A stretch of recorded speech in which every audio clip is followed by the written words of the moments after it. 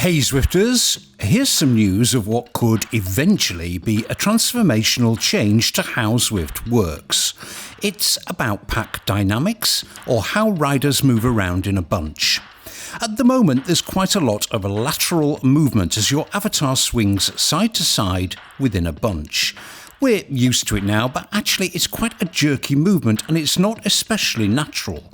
That's not how cyclists in a bunch behave in real life. There are lots and lots of complicated reasons this happens, which needn't detain us here, but it's been on game creator John Mayfield's to fix list for a long time. And one of the very first visible fruits of John's role in the newish R&D department at Zwift is quite a big change to pack dynamics. Now, it must be said, this is in the early stages and still being tested.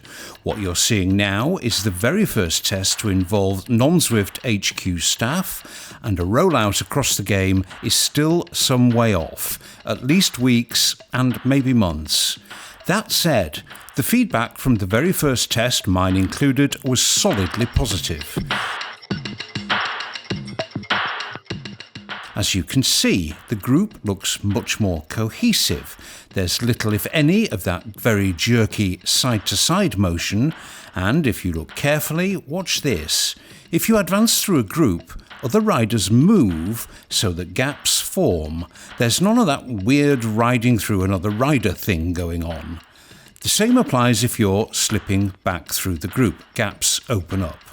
The combined effect is a much smoother experience and a much more natural look. It's more restful as a visual experience.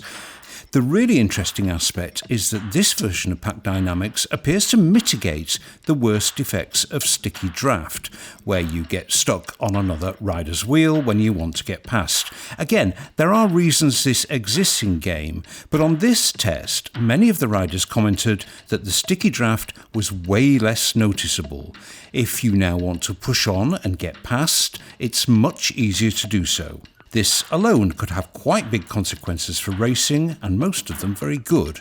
It could also make group riding just way more realistic and more nuanced.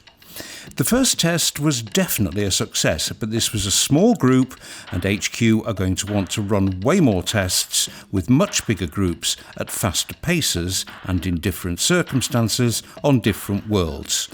All of that will take time. But this is a really promising development that could have positive and far-reaching consequences for the whole Zwifting in a group experience. Stay tuned for more news.